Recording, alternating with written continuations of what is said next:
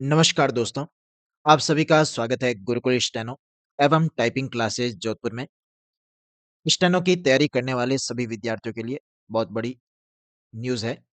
Rajasthan high court Jodhpur द्वारा district court और session court के लिए स्टेनोग्राफर की भर्ती की विज्ञप्ति जारी कर दी गई है, जिसमें हिंदी स्टेनो और इंग्लिश स्टेनो दोनों की वैकेंसी जारी की गई है।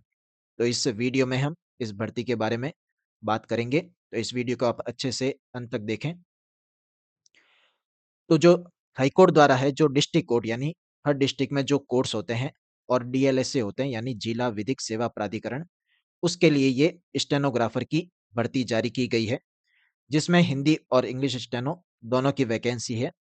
हिंदी की लगभग 133 पोस्ट है और इंग्लिश की लगभग 11 पोस्ट पर भर्ती निकाली गई है। इसके जो फॉर्म भरे जाएंगे, वो भरे जाएंगे 23 जनवरी से 22 फरवरी के बीच में। इस बीच में आप फॉर्म भर सकते हैं।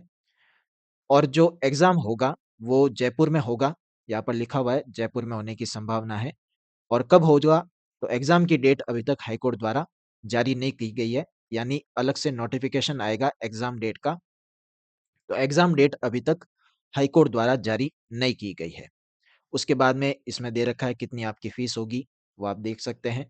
फिर उसके बाद में जो है कि आपकी क्वालिफ़िकेशन क्या है, तो इसमें दे रखा है क्वालिफ़िकेशन जो है वो आपकी 12th पास है और साथ में आरएससीआईटी या फिर जैसे कंप्यूटर का कोई भी कोर्स है, ओ लेवल वगैरह, ये आपके किया हुआ होना चाहिए।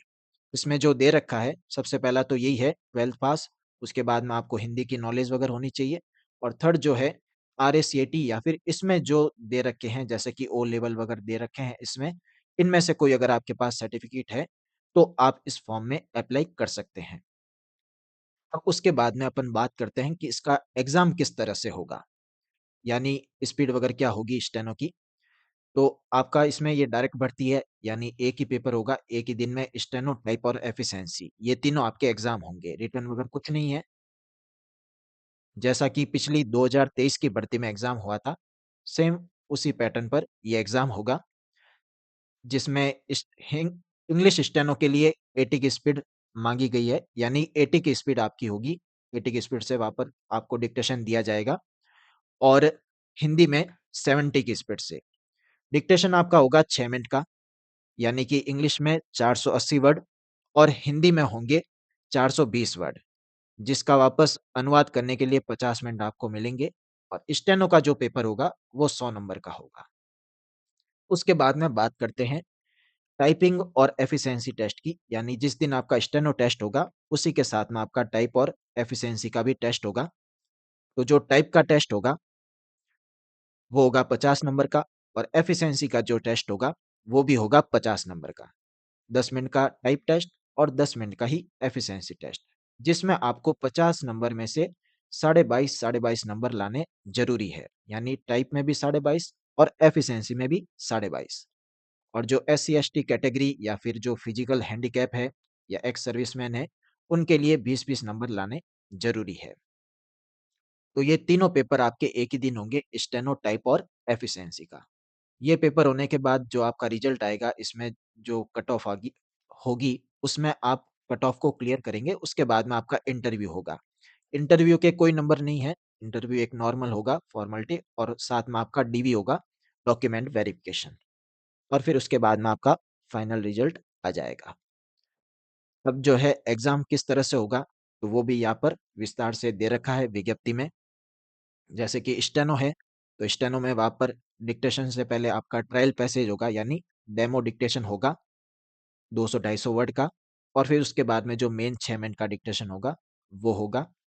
और डिक्टेशन के बाद में आपको 5 मिनट पढ़ने के लिए भी मिलेंगे और फिर उसके बाद में आपको वहाँ पर कंप्यूटर में जो आपने स्टेनो लिखी है, उसका अनुवाद करना है। फिर जो आपके टाइप टेस्ट होगा, तो जिनके हिंदी स्टेनो है, उनका हिंदी ही टाइप टेस्ट होगा और जिनकी इंग्लिश स्टेनो है, उनका इंग्लिश ही टाइप टेस्ट होगा।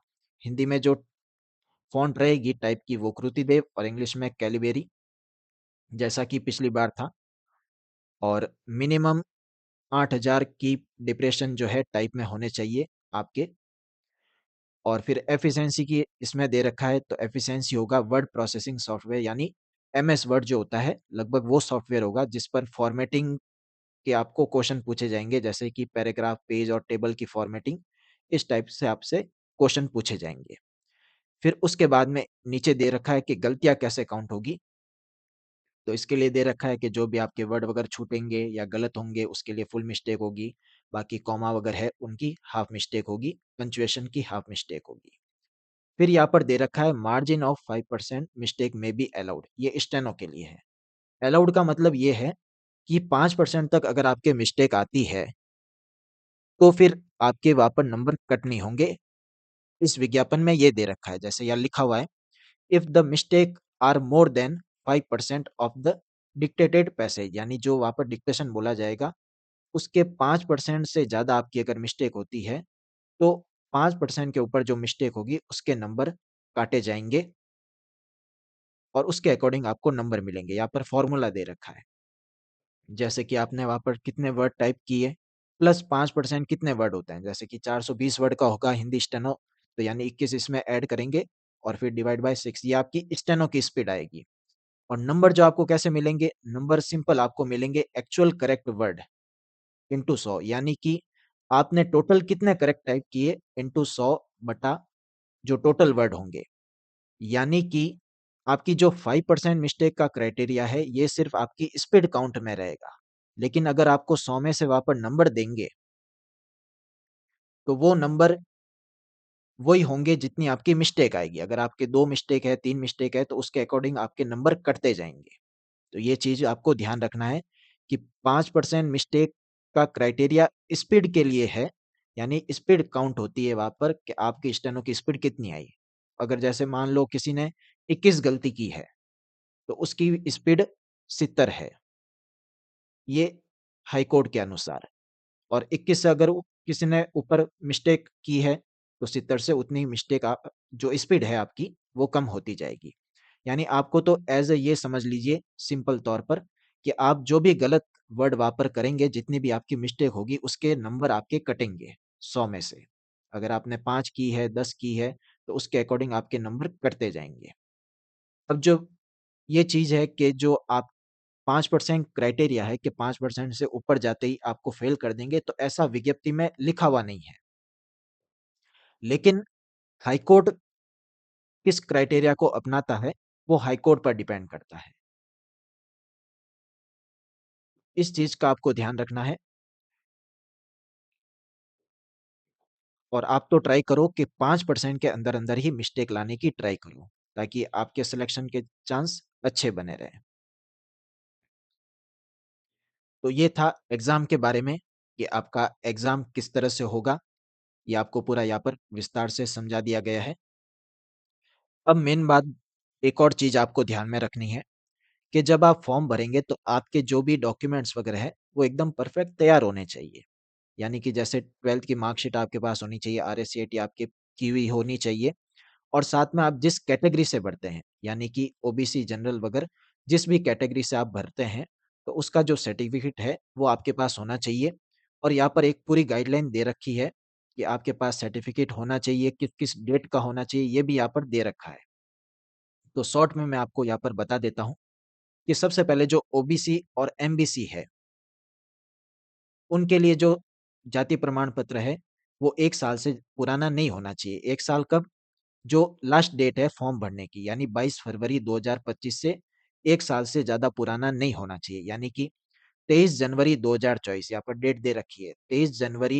23 फरवरी 2024 से 22 फरवरी 2025 के बीच की डेट में आपका जो ओबीसी या एमबीसी है, उसका सर्टिफिकेट होना चाहिए। अगर किसी के अभी तक नहीं बना हुआ है, तो वो तुरंत ही सर्टिफिकेट के लिए अप्लाई कर दो, ताकि जो लास्ट डेट है 22 फरवरी, उससे पहले आपका सर्टिफिकेट बन के आ जाए और सर्टिफिकेट बन के आने के बाद ही आपको अप्लाई करना है। क्योंकि वहाँ पर फॉर्म में आपके नंबर दे रखे होंगे, नंबर पूछा जाएगा, आपके सर्टिफिकेट के नंबर इसमें डालने होंगे। तो फिर आपके बना हुआ होगा तब आप उसमें नंबर डाल पाओगे। तो आप सबसे पहले अपना जो सर्टिफिकेट है, अगर इस ड्यूरेशन का नहीं बना हुआ है, आप उसको बनवा लो और बन के आ जाएगा, 10-15 दिन में बन के आ जाएगा। अभी तो 1 महीने का टाइम दिया है फॉर्म भरने के लिए। बन के आ जाएगा, तुरंत ही अप्लाई कर दो। बन के आने के बाद में आप इसमें जो है फॉर्म फिल करना। फिर उसके बाद में जो दिव्यांग है, उनके लिए दिव्यांग वाला सर्टिफ़िकेट होना चाहिए। फिर जो ईडब्ल्यूएस के कैंडिडेट है, उनका जो सर्टिफ़िकेट है वो 1 अप्रैल 2024 1/4/24 से 22 फरवरी 2025 की बीच का होना चाहिए। तो जिनके भी नहीं है, वो भी आज बनवा लो, ताकि फॉर्म भरने से पहले आप इसको बना सको। और बाकी जो एससी-एसटी कैटेगरी से है, उनका जो फॉर्म है वो भी, उनका जो सर्टिफ़िकेट है वो भी बना हुआ होना चाहिए पहले से। एससी-एसटी का एक ही बार बनता है, तो आपके जब भी बना हुआ हो पहले से, तो वो चल जाएगा, और एक बार भी नहीं बना हुआ है, तो आपको बनवाना पड़ेगा, और बनवा के उसके बाद में ही आपको ये फॉर्म अप्लाई करना है। तो ये चीज़ आपको ध्यान रखनी है, यानी आप अपने सारे डॉक्यूमेंट अच्छे से तैयार कर लो। कुछ भी मिस्टेक हो, कुछ भी एरर हो, स्पेलिंग मिस्टेक हो, किसी भी डॉक्यूमेंट में, चाहे आपके 12th की मार्कशीट हो, अगर डिग्री कर रखी है तो डिग्री हो, या फिर अदर जो भी डॉक्यूमेंट आपके हो, उन सब में आप देख लो अच्छे से। आपके जो आईडी प्रूफ है, आधार कार्ड है, पैन कार्ड है, उसमें आपके सब नाम वगैरह, स्पेलिंग वगैरह सही से लिखी हुई है या नहीं है। अगर नहीं है, तो सबसे पहले इन सभी में आप करेक्शन करवाओ, उसके बाद में फॉर्म में अप्लाई करो, ताकि आप सही से अप्लाई कर सको, और जब आपका फाइनल सिलेक्शन होगा और उसके बाद में डीवी होगा, यानी आपके डॉक्यूमेंट चेक किए जाएँगे, तब आपको कोई दिक्कत नहीं आए, क्योंकि वो सब चेक करेंगे एक-एक चीज़, कि आपका जो नाम लिखा हुआ है फॉर्म में वो सही से लिखा हुआ है या नहीं है, डॉक्यूमेंट से मिलाएँगे, तो ये सारी चीज़ें वहाँ पर चेक की जाएगी। अपने डॉक्यूमेंट पहले से अच्छे से तैयार करके उसके बाद में ही आप फॉर्म को अप्लाई करो। 1 महीने का समय दे रखा है, 15-20 दिन के अंदर-अंदर आप सब काम करवा सकते हो, अगर डॉक्यूमेंट में कुछ भी कमी है, और उसके बाद आप फॉर्म में अप्लाई करो। इस चीज़ का आपको ध्यान रखना है। तो भर्ती में जो ध्यान रखने वाली बातें थी, वो आपको मैंने बता दी है। उसके बाद भी आप एक बार इस भर्ती को पूरा अच्छे से पढ़ लेना, ताकि आपके काम की कोई भी चीज़ हो, तो वो आपको मिल सके और आपको पता रहे। उसके बाद में ही आप फॉर्म में अप्लाई करना, ताकि कोई दिक्कत नहीं आए, कोई करेक्शन वापस नहीं करवाना पड़े फॉर्म में, और जब आप फॉर्म भी भरो, तो एकदम अच्छे से एक-एक चीज़ देखकर, चेक करके आप भरना।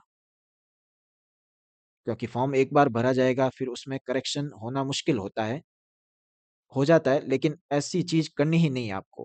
पहले से ही ध्यान रखो, सही से एकदम फॉर्म भरो, उसमें नाम, आपका नाम, पिताजी का नाम, एड्रेस वगैरह सारी चीज़ें जो भी आप फिल कर रहे हो, वो एकदम सही कर रहे हो। 2 बार चेक करके उसके बाद में ही आपको फॉर्म जो है सबमिट करना है, ताकि आगे जब आपका फाइनल सिलेक्शन होने के बाद डीवी होगा, तब आपको कोई दिक्कत नहीं आए। तो ये चीज़ आपको ध्यान रखनी है। ये सारी चीज़ें जो है मुख्य रूप से थी भर्ती के बारे में, ये मैंने आपको विस्तार से बता दी है।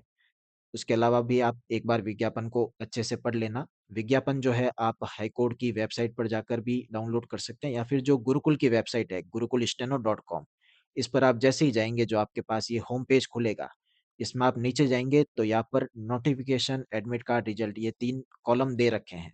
तो नोटिफ़िकेशन वाले कॉलम में सबसे ऊपर ही आपको दिख जाएगा Rajasthan high court stenographer vacancy 2025। इस पर जैसे ही आप क्लिक करेंगे, तो ऑटोमेटिक भर्ती का जो विज्ञापन है वो डाउनलोड हो जाएगा, खुल जाएगा। फिर उसके बाद में उसको आप अच्छे से पढ़ लेना, और फिर उसके बाद में आप फॉर्म में अप्लाई करना। अपने सभी डॉक्यूमेंट अच्छे से तैयार कर लो, और सबसे महत्वपूर्ण बात, जो एग्ज़ाम की डेट है, वो जारी नहीं हुई है, लेकिन आप तो यही मान के चलो 2 से 3 महीने के अंदर एग्ज़ाम हो जाएँगे। अपना टारगेट आपको यही रखना है, और उसी टारगेट के अनुसार आज से ही आप अपनी तैयारी स्टार्ट कर दो। ऐसा नहीं है कि एग्ज़ाम डेट आने तक का वेट करो, ऐसा आपको बिल्कुल नहीं करना है। आज से अपनी तैयारी स्टार्ट कर दो, भर्ती आ चुकी है तो एग्ज़ाम भी जल्दी होगा। तो जब भी एग्ज़ाम की डेट आए, आप तो ट्राई करो उससे पहले ही आप एग्ज़ाम के लिए एकदम अच्छे से तैयार हो जाओ। आज से ही तैयारी में जुट जाएँ, और गुरुकुल के जो भी ऑनलाइन, ऑफ़लाइन क्लासेज़ है, बैच है, टेस्ट सीरीज़ है, वो सभी मंडे से स्टार्ट हो जाएगी। तो आप उसके माध्यम से अच्छे से पढ़ाई कर सकते हैं, अच्छे से तैयारी कर सकते हैं। और भर्ती के बारे में और बैचेज़ के बारे में जो भी जानकारी है, वो गुरुकुल के जो टेलीग्राम चैनल है, public channel, Gurukul steno and typing classes Jodhpur, उसमें डाल दी जाएगी। तो आप उसको, चैनल को जॉइन करके रखें, ताकि भर्ती से संबंधित और स्टेनो के अदर एग्ज़ाम से संबंधित सभी जानकारी आपको टाइम टू टाइम मिलती रहे। ठीक है? आप सभी को ऑल द बेस्ट। आप सभी अच्छे से तैयारी करें, और आपको अग्रिम शुभकामनाएँ हमारी तरफ से। आप अच्छे से तैयारी करें, आपका सिलेक्शन हो, ऐसी हमारी शुभकामनाएँ हैं। धन्यवाद।